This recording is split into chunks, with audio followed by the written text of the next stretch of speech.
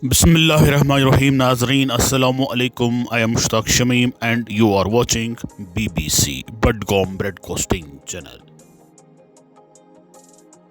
नाजरीन, BBC broadcasting channel पर आप सबका एक बार फिर खैर मकदम है।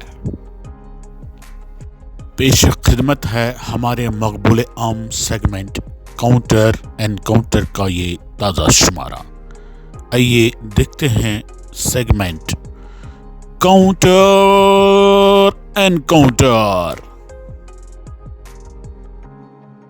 नाजरीन मोहतरम, आप इस वक्त जो अपने स्क्रीन पर इस सियासी लीडर को तकरीर करते हुए दिख रहे हैं, इनको आप पहचान रहे होंगे।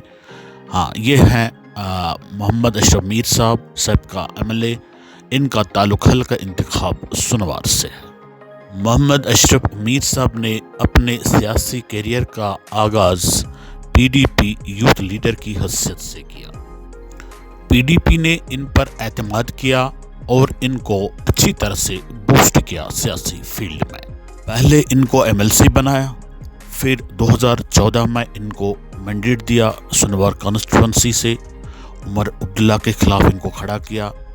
चनाचे 2014 में जम्मू कश्मीर में PDP की लहर जारी थी और इसका फ़ायदा मोहम्मद अशरफ मीर को मिला और उन्होंने जम्मू कश्मीर के एक साबिक वज़ीर आला जनाब उमर अब्दुल्ला साहब को शिकस्त देने में कामयाबी हासिल कर ली।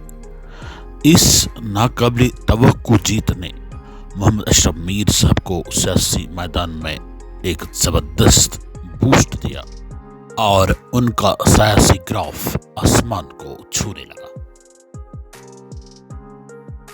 जिस वक्त सियासी गलतियों की वजह से PDP का सियासी सूरज डूबने लगा, तो इस पार्टी से बहुत सारे लीडरों ने, जिनको इस पार्टी ने बूस्ट किया था, दामन छोड़ दिया।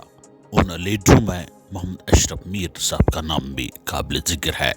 PDP छोड़कर उन्होंने मोहम्मद अल्ताफ़ बुखारी साहब की पार्टी, अपनी पार्टी में शमूलियत इख्तियार कर ली और आज भी वो इसी पार्टी में एक अहम लीडर की हैसियत से मीर साहब सरगर्म अमल हैं।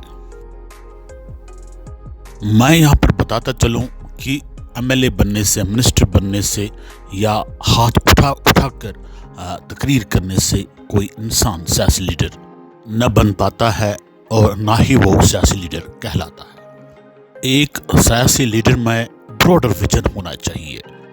तंग नज़र और तंग जहन सियासी लीडर कभी भी कौम की तर्जमानी नहीं कर सकते हैं। तकरीर हाज़ा में मोहम्मद अशरफ मीर साहब ने जिन ख़यालात का इजहार किया है, उनसे साफ साफ पता चलता है कि मीर साहब सियासी समंदर में पानी के अंदर कितना है और पानी के बाहर कितना।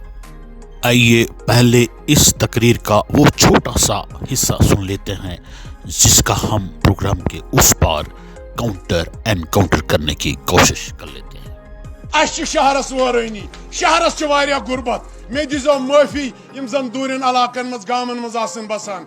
शहरस मज दद तकलीफ मुश्किलात, इसलिए अगर कैंडिडेट चीफ मिनिस्टर गस आसन सह गस शहर कुय आसन और बे गस अल्ताफ साहब आसन। आज आयु तु योर, बह सठा शुक्र गुजार बे खुश। अल्हम्दुलिल्लाह ये कॉन्स्टिट्यूंसी जीनमत। इथे कन गस सोरी शहर जीनुन। ये शहर जीनो थो याद, चीफ मिनिस्टर तेल शहर बना हुकूमत तम बनावान ये शहरस मज सीट ज्यादा हकोनियत। ज्यादा से ज्यादा निमो इंशाल्लाह हुकूमत आपके पैरों तले गर्द पर होगी हुकूमत, और जिसका ख्वाब आप और हम देख रहे हैं, हमारे कायद को हमें चीफ मिनिस्टर बनाना है। नाज़रीन मोहतरम, आपने सुना होगा कि मोहम्मद अशरफ मीर नामी ये हादसाती सियासी लीडर अपने तकरीर में गला फाड़ कर क्या कह रहे थे। कह रहे थे कि अब की बार चीफ मिनिस्टर श्रीनगर का होना चाहिए क्योंकि श्रीनगर से वारिया दद। मैं यहाँ पर मीर साहब से पूछना चाहूँगा कि मीर साहब ज़रा बता सकते हैं कि गुज़श्ता 75 बरसों के दौरान जो जम्मू कश्मीर रियासत के चीफ मिनिस्टर रहे हैं, वो श्रीनगर के रहे हैं या गाँव के?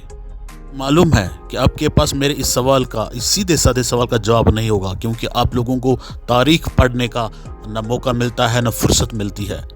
आप जैसे सियासी लीडरान दिन में भी और रात में भी सिर्फ कुर्सी के ख्वाब देख रहे होते हैं। चलिए मैं आपको बताता हूं और आपका कन्फ्यूजन दूर करने की कोशिश करता हूं। जम्मू कश्मीर रियासत का पहला चीफ मिनिस्टर, या हम प्राइम मिनिस्टर भी कह सकते हैं, मरहूम शेख मोहम्मद अब्दुल्ला साहब रहे हैं। वो श्रीनगर के रहने वाले थे।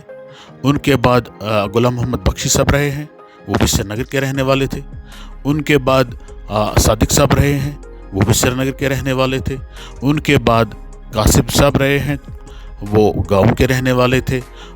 कासिम साहब के बाद शेख अब्दुल्ला मरहूम दोबारा से बन गए रियासत के चीफ मिनिस्टर, श्रीनगर के रहने वाले। उनके बाद उनके साहिबजादे डॉक्टर फारूक अब्दुल्ला साहब बन गए, श्रीनगर के रहने वाले। उनके बाद गुलाम मोहम्मद शाह साहब रहे हैं, श्रीनगर के रहने वाले। मरहूम शाह साहब के बाद डॉक्टर फारूक अब्दुल्ला फिर से 2 बार रियासत जम्मू कश्मीर के चीफ मिनिस्टर रहे, श्रीनगर के रहने वाले। डॉक्टर फारूक अब्दुल्ला साहब के बाद मुफ्ती मोहम्मद सईद 2-3 साल के लिए रहे, चलो माना गाँव के हैं। उनके बाद गुलाम नबी आज़ाद साहब रहे 2-3 सालों के लिए, माना गाँव के हैं। उनके बाद फिर से उमर अब्दुल्ला रहे जम्मू कश्मीर के चीफ मिनिस्टर, श्रीनगर के रहने वाले हैं। उनके बाद मुफ्ती साहिबा को थोड़ा समय मिला चीफ मिनिस्टर बनने का, चलो माना वो भी गाँव की है।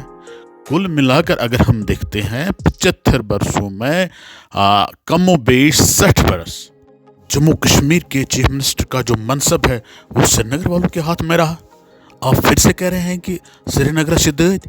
दूसरी बात, ये शहर और गांव का राग अलापने की आपको ज़रूरत क्यों महसूस हुई? एक सियासी लीडर को बात करने से पहले सोच लेना चाहिए कि मुझे कब और किस वक्त कौन सी बात कहनी चाहिए और कौन सी बात नहीं कहनी चाहिए। और हर बात के पीछे एक जायज़ लॉजिक भी होना चाहिए, जो आपके पास नहीं है। ये तो वाज़ेह बात है, अगर अपनी पार्टी बरसर इक़्तिदार आ गई तो इसके सरबरा जनाब मोहम्मद अल्ताफ़ बुखारी साहब ही चीफ मिनिस्टर बनेंगे। उनका ताल्लुक श्रीनगर से है, गाँव से, इसमें किसी को कोई एतराज़ नहीं है। आपको अगर लोगों से वोट मांगने हैं तो काबिलियत की बुनियाद पर मांगिए, अपना एजेंडा सामने रख कर वोट मांगिए, न कि इस बुनियाद पर कि कौन शहर में रहता है कौन गाँव में रहता है। आप ये बताने का हक कैसे रखते हैं कि रियासत जम्मू कश्मीर का चीफ मिनिस्टर शहरी बाबू होना चाहिए या गाँव का कोई बाबू होना चाहिए? सियासी प्लेटफॉर्म पर इस तरह का बकवास बकना किसी सियासी लीडर को शोभा नहीं देता है। इस तरह की अनाप शनाप बातें बताकर आपने सईद मोहम्मद अल्ताफ़ बुखारी साहब की इमेज ख़राब कर दी है।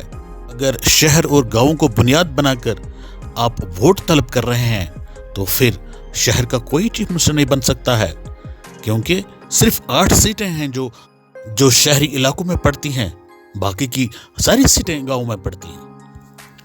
अशरफ मीर साहब, माना कि 2014 में आपको किस्मत ने साथ दिया और आप एमएलए बन गए, लेकिन अब यह ख्याल अपने मन से निकाल बाहर फेंकिए। अब ऐसा नहीं हो सकता है। आप जैसे तंग नज़र और तंग जहन इंसान हमारे लीडर और हमारे एमएलए नहीं बन सकते हैं, याद रखना। मैं यहाँ पर सईद मोहम्मद अल्ताफ़ बुखारी साहब से गुजारिश करना चाहूँगा कि बुखारी साहब, मोहम्मद अशरफ मीर साहब और इस जैसे बाकी नामनिहाद सियासी लीडरों के मुंह में लगाम डाल लीजिएगा, नहीं तो आपकी पार्टी को इलेक्शन में नुकसान उठाना पड़ेगा। शुक्रिया नाजरीन, बीबीसी के साथ बने रहने के लिए आपका बहुत बहुत शुक्रिया। Thanks for watching BBC.